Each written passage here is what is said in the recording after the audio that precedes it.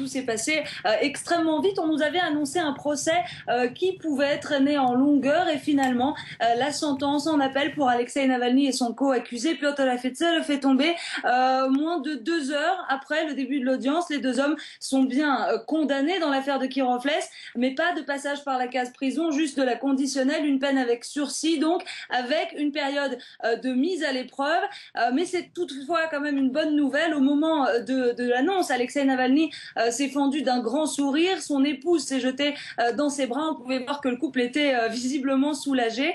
À la fin de l'audience, l'opposant s'est également adressé aux journalistes. Il leur a dit que malgré cette peine, il était déterminé à poursuivre ses activités politiques. Nous devons continuer à faire pression sur le pouvoir, a-t-il déclaré, notamment pour libérer d'autres militants de l'opposition toujours emprisonnés.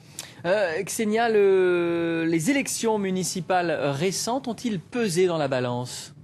Alors c'est ce que disent les experts, les politologues russes. Le très bon score d'Alexei Navalny, qui a quand même obtenu 27% lors de cette municipale, a dû peser dans la balance, puisque emprisonner un opposant qui fait un si bon score à Moscou, ça aurait pu faire du grabuge. Il y a potentiellement beaucoup de militants de l'opposition qui auraient pu sortir dans les rues, manifester, et ça, évidemment, le Kremlin voulait l'éviter à tout prix. Emprisonner Navalny pour une peine de prison, par exemple une colonie ou un camp, c'était aussi prendre le risque pour les autorités d'en faire un martyr, et ça, Vladimir Poutine ne l'aurait pas permis.